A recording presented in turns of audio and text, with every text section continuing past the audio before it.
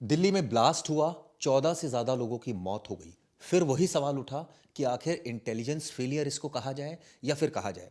इतना ही नहीं, नौगाम में हादसा हो गया और वहां पर भी कई पुलिस वाले मारे गए। एक वीडियो आई उमर की जिसमें उसने कहा कि वो सुसाइड बॉम्बर को सपोर्ट करता है और जिहादी मानसिकता का पता चला। अल फला यूनिवर्सिटी पर ईडी की रेड लगातार चल रही है। सर, दिल्ली के सीपी सतीश गोलचा साहब पहुंचते हैं मौके पर, सारे अधिकारी पहुंचते हैं क्राइम ब्रांच के स्पेशल सेल के। इंटेलिजेंस के नाम पर यह कहा जाए कि पूरी तरह से फेल। देखिए, इंटेलिजेंस का मतलब होता है इंटेलिजेंस, खूबियदार, बहुत जानकारी रखने वाला, खुफिया तंत्र, एलआईयू। जिस आपके यूपी में जहाँ आप शूट कर रहे हैं एलआईयू बोलते हैं, लोकल इंटेलिजेंस यूनिट। हरियाणा में सीआईडी बोलते हैं। परंतु असलियत खुफिया तंत्र से, इंटेलिजेंस से बहुत दूर दूर है। क्योंकि मेरा भी एक बहुत लंबा अनुभव 2 बार स्पेशल ब्रांच में काम करने का रहा है। मैं बिल्कुल स्पष्ट रूप से कह सकता हूं कि इंटेलिजेंस के मामले में जीरो से लेके माइनस की तरफ तो जा सकते हैं, पर प्लस की साइड में आप नहीं जा सकते। जिस तरह का सिस्टम अभी तक इवॉल्व हुआ है स्पेशल ब्रांच या इंटेलिजेंस के नाम पर, आईबी का नाम आप बहुत बड़ा समझते होंगे, जबकि मैं आपको जानकारी दूं कि इंटेलिजेंस ब्यूरो के जो बेसिक जानकारी है वो दिल्ली पुलिस के कंट्रोल रूम से, स्पेशल ब्रांच के कंट्रोल रूम से या लोकल पुलिस से वो लोग गैदर करते हैं और उसी को वो लोग पब्लिश कर देते हैं। इसलिए मैंने शुरू में कहा कि ये माइनस में है। हमारा इंटेलिजेंस सिस्टम लगभग जीरो है। बल्कि मैं कहता हूं कि जो ब्रिटिश टाइम का जो सिस्टम था वो बहुत सुपर था, बहुत ऊपर था। एक गांव का चौकीदार जिसको बोल दिया करते थे, वो गांव से इंफॉर्मेशन कलेक्ट करना, कस्बे का कोई प्रधान सरपंच एक छोटी सी इंफॉर्मेशन को थाने तक पहुंचाना, उसको डेवलप करना, इंफॉर्मेशन पर उस पर कार्य करना। तब जो, इसलिए ब्रिटिशर्स का जो कहा जाता है कि ब्रिटिशर्स के लंदन में बैठे बैठे कान इंडिया के अंदर होते थे, कान नाक थे। हम पर आऊंगा, कान नाक की बात आपने कही। अभी मैं देख रहा था कि दिल्ली पुलिस ने फिर ये एक पुरानी ट्रेडिशनल पुलिसिंग शुरू करी है कि भाई आप हमारे कान और नाक बने, लोगों से कहा है। सर, एक आतंकी 3 घंटे तक पार्किंग में खड़ा रहता है गाड़ी लेकर, उसके बाद वो वहीं लाल किला जाता है जहां एक बार पहले भी ब्लास्ट हो चुका है, अंदर आतंकवादी मारे गए थे। इतना आसान है ये करना? और या ये कहें कि फिदाइन को, अटैक को रोका नहीं जा सकता, या ये कहें कि इंटेलिजेंस के नाम पर पुलिस कर्मी सिर्फ एक फॉर्मेलिटी निभा रहे हैं? देखिए, जिस तरह से स्पेशल ब्रांच की वर्किंग को आप देखें, या यूपी यहाँ बैठे हैं, एलआईयू में बैठे हैं, ये इन्फॉर्मेशन तो गैदर करते ही नहीं, केवल अखबार में पढ़ लिया, पोस्टर में पढ़ लिया। जिस तरह आपने देखा कि नौगांव में एक एसएसपी साहब को मैं तारीफ करूंगा ऐसे मौके पर, उन्होंने अपने माइंड का यूज़ किया कि जैश ए मोहम्मद के अंदर भर्ती क्यों की जा रही है। लगातार एक ही तरह के पोस्टर नौगांव जैसे शहर के अंदर लग रहे हैं, तो उन्होंने इंटेलिजेंस के, यही तो आईबी का काम है, पोस्टर पढ़ना, समाज में लोगों की बात सुनना, कान लगाकर सुनना कि वो क्या होने जा रहा है, किस मोहल्ले के अंदर क्या हो रहा है। बट बीट कांस्टेबल की जिम्मेदारी है किस घर के अंदर क्या खाना बन रहा है, कौन उसका गेस्ट आया है, कौन विदेश से गेस्ट आया है। आज की डेट में सब जीरो हो चुका है, बिल्कुल बेसिक पुलिसिंग। मैं दिल्ली की बात नहीं कर रहा, पूरे इंडिया की पोजीशन ऐसी है। अब अल फला यूनिवर्सिटी के बारे में जाएं, वहां की मैं गारंटी दे रहा हूं, वहां की जो एलआईयू या सीआईडी जिसको बोलते हैं, उनको यह भी नहीं पता होगा कि उनके यहाँ अल फला नाम की कोई यूनिवर्सिटी रन कर रही है। अंदर जाने की बात तो छोड़ दिए, उसके आसपास जो गांव हैं उनके, वो खुद उनकी एक्सिस अल फला यूनिवर्सिटी के अंदर नहीं थी। तो क्या आप सोचते हैं कि कोई बहुत बड़ी कोई ऐसी जिन ताकत आकर इस तरह की यूनिवर्सिटी की इंटरनल जानकारी हासिल कर पाएगा? नहीं कर पाएगा। जब तक आप अपने सिस्टम को चेंज नहीं करेंगे। उसके लिए एआई का सिस्टम भी है, आर्टिफिशियल इंटेलिजेंस है, जो प्रोग्रेसिव तरीका है, और दूसरी तरीका है जो ट्रेडिशनल तरीके हैं। जिस तरह मैंने बताया कि अभी किस तरह से गांव का एक चौकीदार गांव की तमाम चीज़ों की जानकारियां पुलिस तक और ऊपर तक पहुंचती थी, परंतु आज वो वैक्यूम हो चुका है। इसलिए जरूरत है कि दोबारा से उसको कैसे रिवैम्प करा जाए, कैसे तमाम चीज़ों को लाया जाए, किस तरह से प्रमोट किया जाए। पहले आपको याद होगा कि इनाम दिया करते थे, एक सिस्टम था ब्रिटिशर्स के अंदर, वो मेरे टाइम में बहुत टाइम तक रहा कि पब्लिक के अंदर मुखबर होते थे कि जी मुखबर आ गया है। आज वो सिस्टम कोलैप्स हो गया है, कोई जानकारी पुलिस के पास। मुखबर फंड तो होता है, मुखबर को कैसे इंफॉर्मेशन लेती है? जो सवाल है मैं आपको खोल के बता देता हूँ। फिर दिल्ली पुलिस ही नहीं, पूरे हिंदुस्तान में इस फंड का किस तरह से मिसयूज होता है,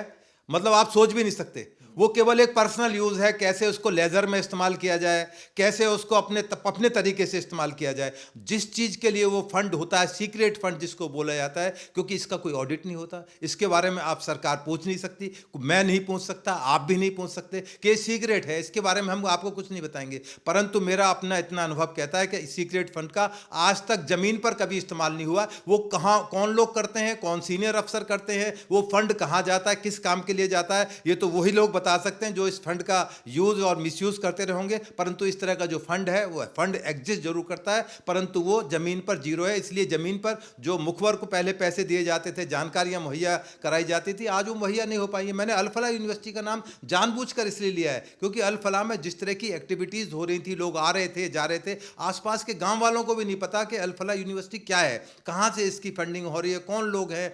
आज की डेट में इतना इंटेलिजेंस का टाइम है, जो स्पेशल ब्रांच के अंदर अधिकारी बैठे हुए हैं, केवल उनका एक और एक आंकलन जरूर अच्छा है, जब इलेक्शन होते हैं तो वो तमाम तरह की जानकारियाँ पॉलिटिकल पार्टीज़ के लिए इकट्ठी करते हैं, उसमें तो बड़ी कामयाबी है। मैं ये जरूर मानता हूँ कि स्पेशल ब्रांच उस दिशा में बहुत अच्छा काम करती है, और कोई डिमॉन्स्ट्रेशन है, वीआईपी मूवमेंट है, उसके बारे में इंफॉर्मेशन, परंतु जो असलियत पुलिसिंग जिसकी आप बात कर रहे हो, जिसके लिए मैं और आज आप बैठकर डिबेट कर रहे हैं, उसके बारे में उनकी कोई जानकारी नहीं होती। बेसिक जमीनी स्तर पर उनकी कुछ जानकारी नहीं होती। स्पेशल ब्रांच का ऑफिस आसफ अली रोड पर जहां हेडक्वार्टर है, हेडक्वार्टर के पीछे घर में क्या हो रहा है या उस कॉलोनी में क्या हो रहा है, उनको वहां का नहीं पता।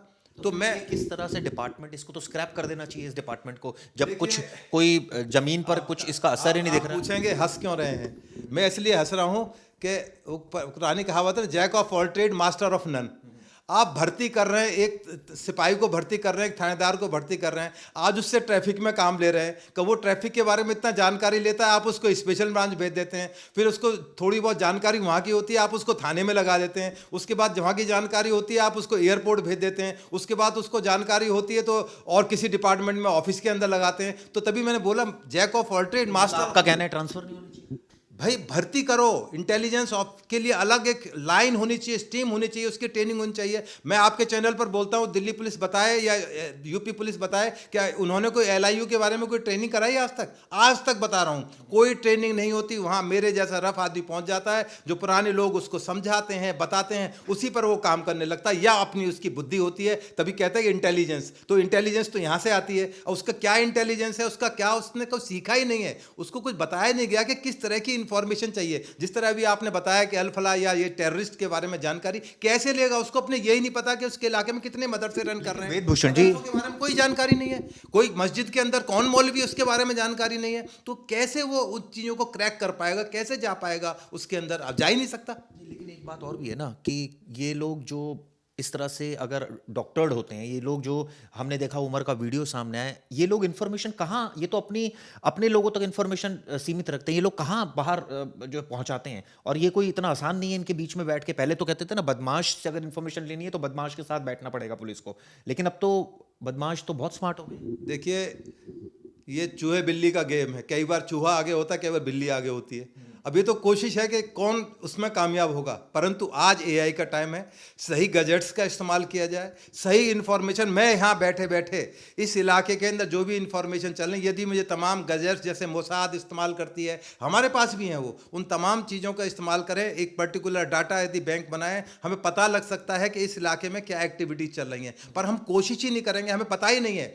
मतलब इवन जो सीनियर ऑफिसर्स हैं उनको नहीं पता कि इंटेलिजेंस का कलेक्शन कैसे की जाए, ज़मीन पर कैसे की जाए। और आज की डेट में आर्टिफिशियल इंटेलिजेंस का टाइम है, आप तमाम तरह के डाटाज इकट्ठे कर सकते हैं, आसपास की इंफॉर्मेशन आप अपने ऑफिस में बैठे बैठे गैदर कर सकते सर, हैं। इसमें एक चीज़ जानना चाहूँगा, इस टेररिस्ट केस में आपने देखा 3 घंटे से एक आदमी गाड़ी लेकर खड़ा हुआ है, यहाँ कोई चेक एंड बैलेंस ही नहीं, कोई गाड़ी कहीं पार्क करके खड़ा रहा है कितने भी घंटे तक, कोई पूछने वाला नहीं है, कोई रोक टोक जो अभियान था दिल्ली पुलिस का वो फेल होता नजर आ रहा है। ना लोगों में सेंस है कि वो एटलीस्ट पुलिस को बताएं, ना पुलिस को तो पता ही नहीं होता। देखिए, ये अब गाड़ियों को चेक करने से या पॉपुलेशन को चेक करने से ये समस्या समाधान नहीं हो सकती। इस दिल्ली शहर के अंदर, क्योंकि ये दिल्ली मेट्रोपॉलिटन सिटीज है, राजधानी है, 3 मेट्रोपॉलिटन सिटीज, कलकत्ता, बॉम्बे, मद्रास, चेन्नई, इन तीनों को मिलाकर लगभग 30 लाख गाड़ियां दिल्ली के अंदर हैं। तो गोटी जी, चेकिंग तो मुश्किल नहीं है, पर हाँ, आप इंटेलिजेंस से अपने कलेक्शन करके इस तरह की चीज़ों को आइडेंटिफाई कर सकते हैं, लोकेट कर सकते हैं कि किस एरिया के अंदर कौन गाड़ी खड़ी हुई है, क्या एक्टिविटीज चल रही हैं। जिस तरह से गाड़ी सेल परचेज हुई,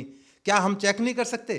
क्योंकि जिस तरह से सीलमपुर के एड्रेस पर उमर की गाड़ी, 2-2 गाड़ियां हो रही हैं, तो ये एक आई ओपनिंग था कि हम चेक करें कि ये कौन लोग हैं जो गाड़ियों के ट्रांसफ़र कर रहे हैं। इस तरह से जो डॉक्टर शाहीन है, उनके अकाउंट्स पर नज़र रखी जा सकती थी। जो अब मालिक अरेस्ट हुए, ईडी ने जिनको अरेस्ट हुआ है, लगभग 400 करोड़ से ऊपर ज़्यादा की वो ट्रांजैक्शन कर रहे हैं, और हमारी ईडी और डिपार्टमेंट इंटेलिजेंस ब्यूरो सारे चुप बैठे, उनको यही नहीं पता कि यूनिवर्सिटी की फंडिंग कहाँ से हो रही है, क्या विदेश से फंडिंग हो रही है, कौन लोग आकर फंडिंग कर रहे हैं, ये पैसा आ रहा है किस चीज़ के लिए इस्तेमाल किया जा रहा है। अब ये छोटा मोटा पैसे में नहीं होती। आप ये जो स्टेन गन आपने लगा रखी है ना, इसको खरीदने में जाए तो आप और मैं बिल्कुल नहीं खरीद पाएंगे, इतनी महंगी है। और लाना, इसको प्रिक्योर करना, दो स्टेन गन खरीदना, अमोनियम नाइट्रेट। हालांकि अमोनियम नाइट्रेट कोई ऐसी चीज़ नहीं है, मैं किसान का बेटा हूँ, मैंने ट्रैक्टर भर भर के अमोनियम नाइट्रेट NPK बोलते हैं गाँव के अंदर, वो खेतों के अंदर डाला हुआ है। तो इसको प्रिक्योर करना आसान नहीं है, परंतु हाँ, कोई इस तरह का एलिमेंट यदि खरीद रहा है मार्केट से तो जरूर उस पर निगाह जानी चाहिए, चाहे वो दुकानदार हैं। इसलिए ये आइज एंड ईयर्स का मैंने जिक्र किया था कि जब तक पूरा हिंदुस्तान,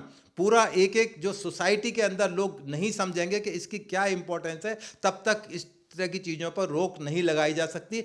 ऐसे उम्र और पैदा होंगे। ये तो प्रवोक कर रहा था कि आओ इस तरह के सुसाइड करो, तो इसलिए बहुत सारे उम्र बैठे हुए हैं भी सोसाइटी के अंदर। और बहुत सारी अल्लाह फना यूनिवर्सिटी हैं, देवबंद यूनिवर्सिटी, अलीगढ़ मुस्लिम यूनिवर्सिटी, जामिया मिलिया यूनिवर्सिटी, जहाँ से CA/NRC का दंगा शुरू होगा, दिल्ली पुलिस को ये नहीं पता लगा शाहीन बाग बस गया। पूरे हिंदुस्तान के अंदर तबाही मच गई, सीलमपुर के अंदर दंगे हो गए जब क्लिंटन साहब हिंदुस्तान के अंदर आए थे। तो ये तमाम, जब तक हम सब मिलकर, पूरा हिंदुस्तान मिलकर इंटेलिजेंस के तरीके, एक एक आदमी हमारा मुखबर है, जो एक एक ग्राउंड पे एक दुकानदार भी खड़ा है, एक पान बेचने वाला भी, उसकी दुकान पर कौन। वेद भूषण जी, ये कहते हैं लोग, जैसे अगर मैं इस पे स्पेसिफिक आऊँ, 3 घंटे तक पार्किंग में गाड़ी खड़ी होना। दिल्ली में तो कई सारी ऐसी जगह है, बहुत सारी पार्किंग है, जहाँ मॉल की पार्किंग, आजकल तो एक नया कॉन्सेप्ट डेवलप हो गया है कि इतनी बड़ी बड़ी पार्किंग है, लोग खड़े रहते हैं, कोई पूछने वाला नहीं है ना। तो वहाँ जो सिक्योरिटी गार्ड है उसको तो पैसों से मतलब है, उसको सिर्फ पैसे देते जाओ, खड़े रहो जो मर्जी। मैं आपको, बड़े हंसी की बात भी है, आपके व्यूअर्स को ताज्जुब भी होगा, जो आजकल जो मॉडर्न चोर है वो अपनी चोरी करके आसपास की गाड़ियों को पार्किंग में छोड़ जाते हैं, और फिर महीनों भर बाद उसको जब मौका लगता है और नंबर प्लेट बदल के जैसे भी वो ले जाते हैं।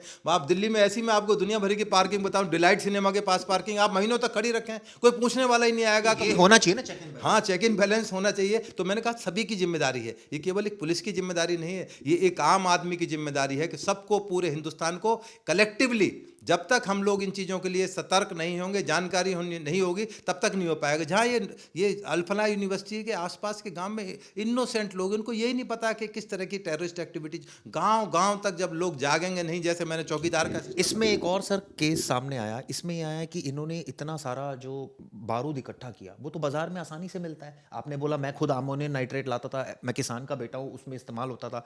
तो सर जब ये सारी चीज़ें कॉम्बिनेशन बन जाएगा तो विस्फोट तो होगा ही ना। तो ये सब चीज़ों पर चेक एंड बैलेंस नहीं, क्या किसी को भी कुछ भी दे देता है? किसान है तो ठीक है, एक लिमिट होगी ना किसान को भी देने की, और रेगुलर कस्टमर्स को दिया जाता है, ये थोड़ी कि किसी अनजाने को दे दिया जाए और इतनी मात्रा में दे दिया। देखिए, आपको याद होगा कि जब एक बार जब लड़कियों के ऊपर मुंह पर तेजाब फेंक दिया जाता था, पूरे हिंदुस्तान में लड़कियां मर गई, लड़कियां, पति ने मार दिया, बॉयफ्रेंड ने उसके मार दिया, मुंह जला दिया कि तू सुंदर है, तेरा रूप ही खराब कर दूंगा। तो जब पूरे हिंदुस्तान में ह्यू एंड क्राई मचा, तो तेजाब वालों पर नकेल डाली गई कि आप तेजाब आमतौर पर नहीं बेच पाएंगे। तो जब इस तरह की चीज़ें होंगी, समाज के अंदर आएंगी। अब अमोनियम नाइट्रेट है, कल को पोटेशियम नाइट्रेट बिक जाएगा, वो तो बिल्कुल एक बारूद है, आप ला के अभी रखें, अभी साथ के साथ ब्लास्ट हो जाएगी। तो जब तक इन तमाम चीज़ों को एक कैलकुलेटिव तरीके से सरकार और पुलिस और इंटेलिजेंस एजेंसी मिलकर इस बारे में काम नहीं करेंगे, और पब्लिक का जो कॉपरेशन है, उसके बिना ये चीज़ें रुक नहीं सकती। हो सकता है अभी जब हम डिबेट कर रहे हो तो कहीं ब्लास्ट हो जाए, तो इसकी कोई गारंटी नहीं है कि दोबारा उमर नहीं होंगे, दोबारा अल्फला यूनिवर्सिटी नहीं होंगी। ऐसी पता नहीं कितनी यूनिवर्सिटी, मैं हिंदू मुस्लिम की बात नहीं कर रहा हूँ। तो इसलिए ऐसी यूनिवर्सिटीज़ पर, जहाँ ऐसे मदरसे हैं जहाँ पर यूपी सरकार की बात करूंगा, अभी उन्होंने मदरसों पर चेकिंग शुरू कर दी और ये कहा है कि जो मौलवी है उनकी डिटेल्स, जो वहाँ स्टूडेंट्स पढ़ रहे हैं, सबकी डिटेल्स मान लिया मैंने। यूपी इस बारे में बहुत प्रोग्रेसिव है। आप पूरा हिंदुस्तान का बॉर्डर देखिए, बांग्लादेश से लगा हुआ, पाकिस्तान से, वहाँ क्यों इतने मदरसे और क्यों इतने मुस्लिम्स बाहर से माइग्रेट हो रहे हैं, बांग्लादेश से, म्यांमार से आ रहे हैं, उन पूरे बॉर्डर्स पर ही क्यों आ रहे हैं? तो ये एक बहुत गंभीर मुद्दा है जो आपने अभी उठाया है। ये बहुत सेंसिटिव मामला है और बड़ा खतरनाक इसका अंजाम हो सकता है, क्योंकि हम चारों तरफ से इस तरह के लोगों से घिर चुके हैं जो इलीगल तरीके से हिंदुस्तान में आए हैं। और यदि किसी दिन ये विस्फोट हुआ तो हिंदुस्तान के लिए इस जीना भारी हो जाएगा, एक आम आदमी के लिए, क्योंकि इनमें इनोसेंट लोग मारे जाते हैं। इंपॉर्टेंट बात बोली सर आपने, कहा कि ये लोगों का कोऑपरेशन जरूरी है। अब लोग तो कोऑपरेट नहीं करते, तभी वजह ये इस तरह की घटनाएं हो रही है। और हमने देखा कि 3 घंटे गाड़ी खड़ी रहती है, एक आदमी सुबह 8 बजे आ जाता है दिल्ली की परिसीमा में, और उसके बाद कनॉट प्लेस घूम रहा है, मयूर विहार घूम रहा है, उसको कोई डर नहीं है, बारूद उसकी गाड़ी में है, कोई चेक करने वाला नहीं है। पुलिस क्या जमीन पर थी नहीं उस दिन, या ये पुलिस की मतलब ये एक रूटीन है कि यार हर गाड़ी को थोड़ी चेक कर सकते? देखिए, मैंने इस रूट की तमाम रूट की रेकी की है, जहाँ बदरपुर से लेकर और लाल किले तक जिस जिस रूट पर ये गए थे, केवल एक जगह ट्रैफिक वाले और पुलिस वाले मिलकर केवल उन व्हीकल्स को चेक कर रहे थे जो वायलेट कर रहे थे, ट्रैफिक रूल्स की वायलेट कर रहे थे। अदरवाइज मैंने पहले बताया कि चेकिंग करना नामुमकिन है। आप पूरे हिंदुस्तान की आर्मी को लगा दीजिए, पूरे दिल्ली की गाड़ी चेक ही नहीं कर सकते हैं। आप और मैं यदि यहाँ उस तरह की चेकिंग हो जाए तो शायद 1 महीने में कनॉट प्लेस तक पहुँच पाएंगे। ये स्थिति बन जाएगी। केवल आप विदेश में भी जाएं, यदि आप किसी कानून की वायलेशन करेंगे, चूंकि मैं यूएन में रहा हूँ, कंट्री के अंदर मुझे बता दिया गया था यदि इस कंट्री के अंदर आप कानून का वायलेशन नहीं करोगे आपको कोई चालान कोई पूछने भी नहीं आएगा, और यही सत्य है। तो ट्रैफिक में आज की स्थिति यह है दिल्ली के अंदर, पूरे हिंदुस्तान के अंदर, जब आप किसी कानून रेड लाइट तोड़ते हैं, ट्रिपल राइडिंग करते हैं या और किसी वायलेशन करते हैं, बेल्ट नहीं लगाते हैं, तब वो आपको रोकते हैं। अदरवाइज यदि ट्रैफिक नॉर्मल चल रहा है तो कोई रोकने वाला नहीं है, आगे भी इसी तरह चलता रहेगा। ये तो हो गई ट्रैफिक पुलिस की बात। लोकल पुलिस का काम तो ये नहीं है ना। लोकल पुलिस का काम तो ये है कि चेक करना। उनका काम तो ट्रैफिक वायलेटर्स को नहीं देखना ना। वो क्यों नहीं मौके पर रहती, या ये कहा जाए कि पुलिस नहीं है जी, ये तो फालतू की बातें हैं, पुलिस नहीं है हमारे पास इतनी, और पॉपुलेशन बहुत है, इस ये माना जाए? देखिए, जो बेसिक पुलिसिंग है उसमें कहीं ना कहीं अभाव आ गया है इन चीज़ों का। मैंने शुरू में बताया कि बीट कांस्टेबल, जो बीट ऑफिसर है, उससे बड़ा इंटेलिजेंस का कोई ऑफिसर है ही लेकिन नहीं। उस पर तो इतना प्रेशर है ना, उसको तो फटीक भी निपटानी है, उसको तो 50 काम भी करने हैं। जो आप फटीक वाली बात आपने कही, उसके ऊपर और तरह की जिम्मेदारी ज़्यादा है। जो उसका बेसिक काम है, जो इसकी जिम्मेदारी है कि अपनी बीट में एक एक आदमी पर, एक एक घर पे निगाह रखे, हर एक मस्जिद पर, मदरसे पर, मंदिर, स्कूल, चर्च, सब के बारे में जानकारी इकट्ठी की जाए। इसलिए मैंने कहा कि उन चीज़ों का अभाव दिल्ली पुलिस नहीं, पूरे हिंदुस्तान की पुलिस में है। किसी को भी जानकारी नहीं होती कि क्या मदरसों में चल रहा है, कौन क्या पढ़ाया जा रहा है, गाड़ियां उसके इलाके में आ रही है, कौन सी जा रही है, किसके घर में कितनी गाड़ियां हैं। पहले रजिस्ट्रेशन की वेरिफिकेशन कराई जाती थी कि गाड़ी किसके नाम ट्रांसफर हो। अब कुछ भी नहीं है, सब कुछ चीज़ ऑनलाइन है। आप पेपर वर्क पूरा कर दें, चाहे वो असली है नकली है, वो सिस्टम उसको एक्सेप्ट कर लेगा, आपकी गाड़ी ट्रांसफर हो जाएगी। वो टेररिस्ट के पास इसी पर आ रहा हूँ। इस केस में एक चीज़ ये भी सामने आई और सरकार ने फैसला भी लिया कि आरसी लोग ट्रांसफ़र नहीं कराते हैं और एक ही नाम से चलती रहती है, और वो 5-6 लोगों को बिक जाती है।